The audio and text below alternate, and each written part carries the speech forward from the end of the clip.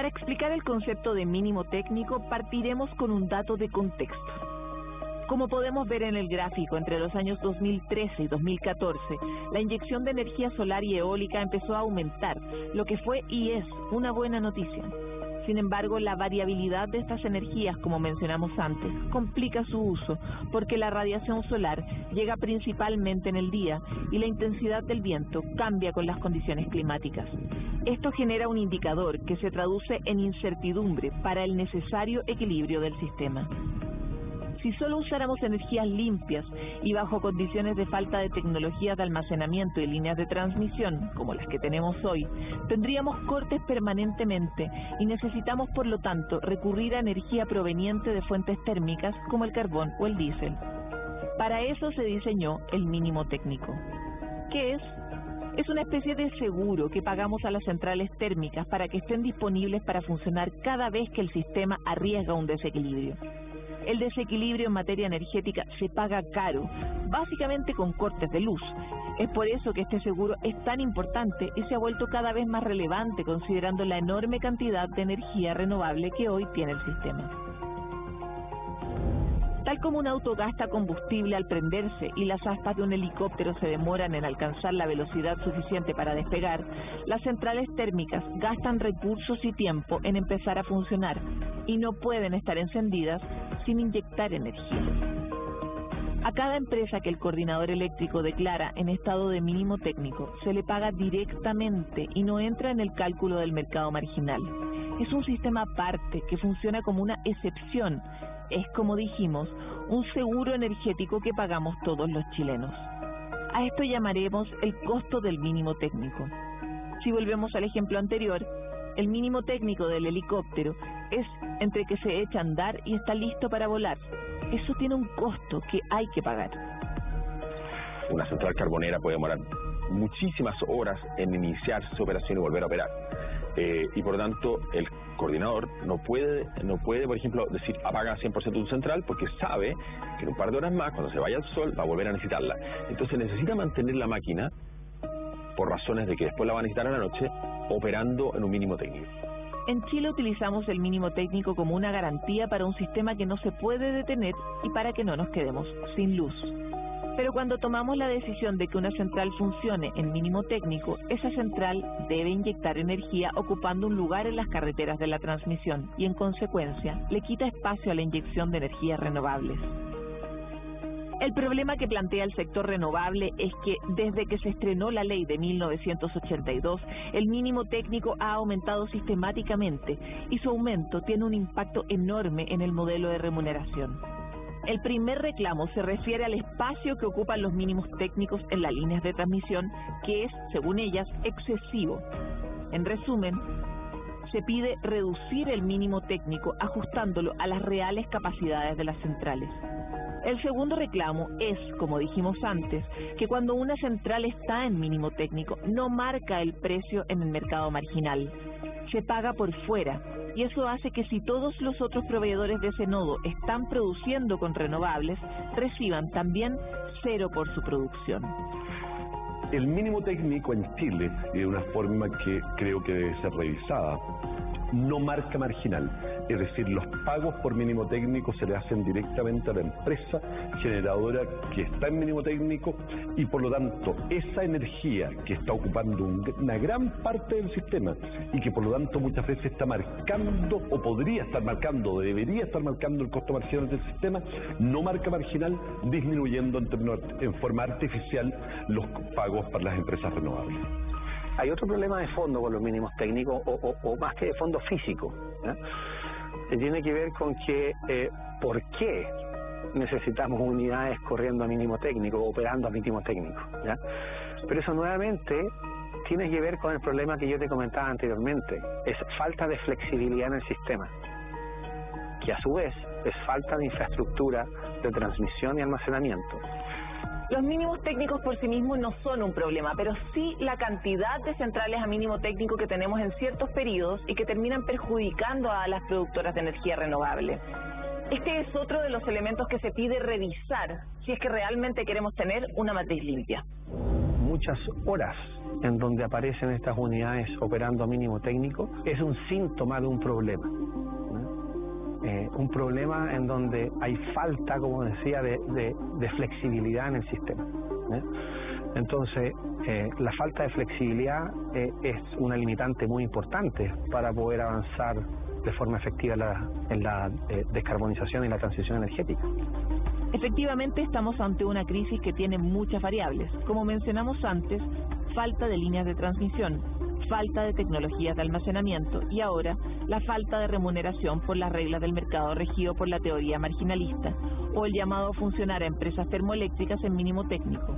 Una tormenta perfecta para el mundo renovable.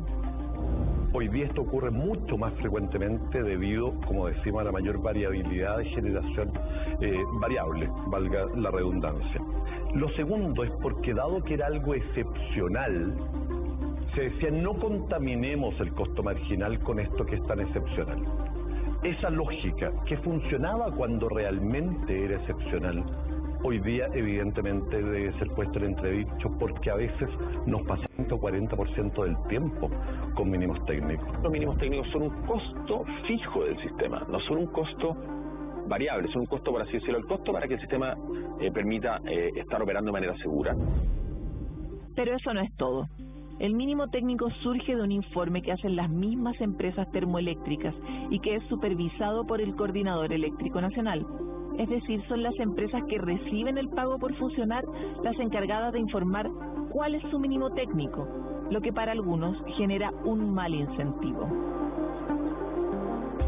La actual política pública que incentiva en definitiva el que los mínimos técnicos no marquen marginal y por lo tanto que haya un incentivo. Yo no estoy haciéndome cargo de ninguna intencionalidad, pero hay un evidente incentivo para los generadores que son térmicos y deficitarios para aumentar los mínimos técnicos. Un incentivo perverso, se dice en economía, cuando el propietario, cierto, de una unidad de generación informa aquel nivel en el fondo en que no se le puede disminuir para que éste participe de la generación eléctrica. En este escenario, la ley entrega una herramienta al coordinador para controlar ese incentivo: las auditorías.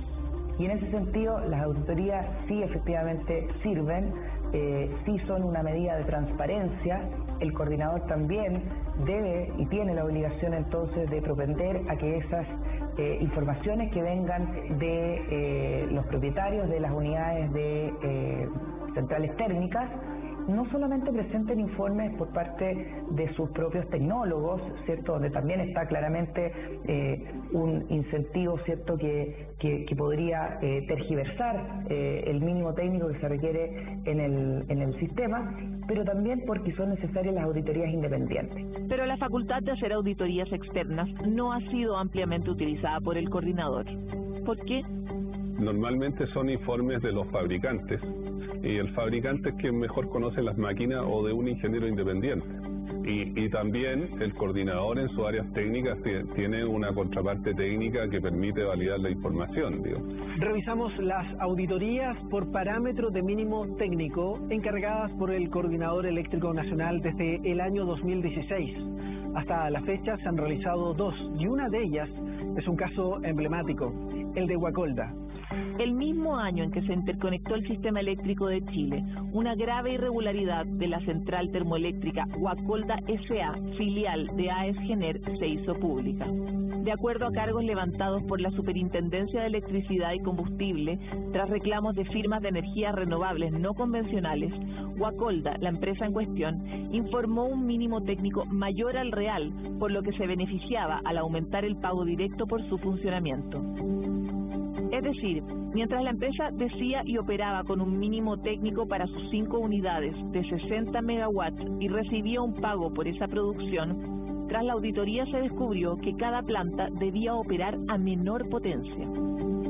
El detalle es que la planta 1 debía operar a 50 megawatts, la segunda a 53 megawatts, la número 3 a 38 megawatts y la cuarta a 45. La quinta planta no pudo ser probada, por lo tanto los ciudadanos pagamos de nuestro bolsillo al menos 54 megawatts adicionales que podrían haberse generado de manera limpia. Ante estos hechos, la empresa fue multada por la Superintendencia de Electricidad y Combustibles por un monto total de $4.7 millones. Sin embargo, Guacolda S.A. apeló el fallo y logró rebajar la multa a un monto cercano a los $2 millones. Este ha sido un ejemplo de malas prácticas para el sistema. Al mismo tiempo, demostró lo importante que es auditar permanentemente la información proveniente de las empresas. Pero ¿por qué no se hace más? Y otra pregunta importante, desde 2016, ¿estamos pagando los chilenos y chilenas el precio justo por este seguro?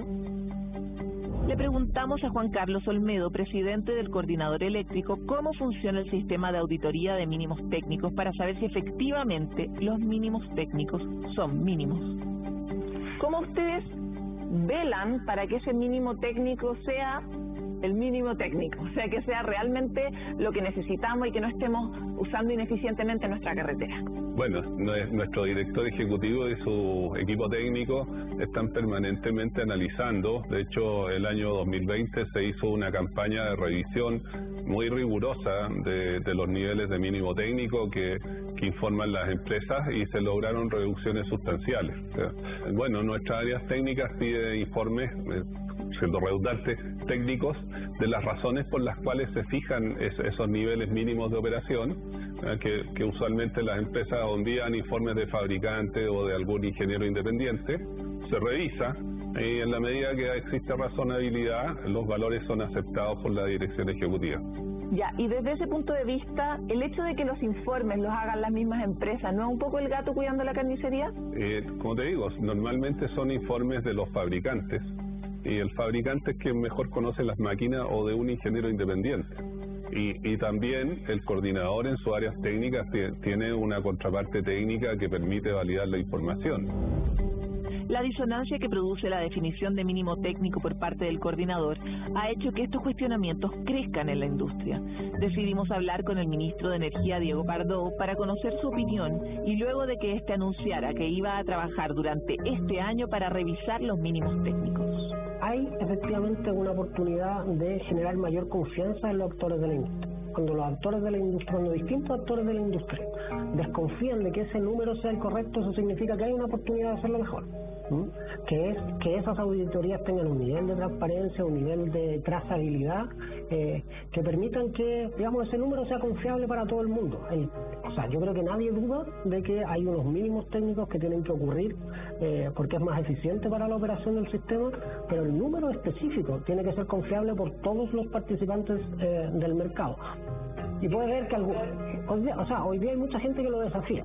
Sí, o sea, yo creo que es un hecho objetivo que hay muchos participantes del mercado que necesitan mayor capacidad, mayor transparencia, mayor trazabilidad respecto al proceso con el cual se fija ese número en particular. En materia de acceso a la información y transparencia, consultamos al presidente del coordinador su opinión sobre la manera en que se comunica la información. El director ejecutivo nos ha dicho que el sistema de información pública está actualizado. Podemos reconocer efectivamente que hay oportunidades de mejora, porque no solo es datos, sino que puede que la industria requiere informes.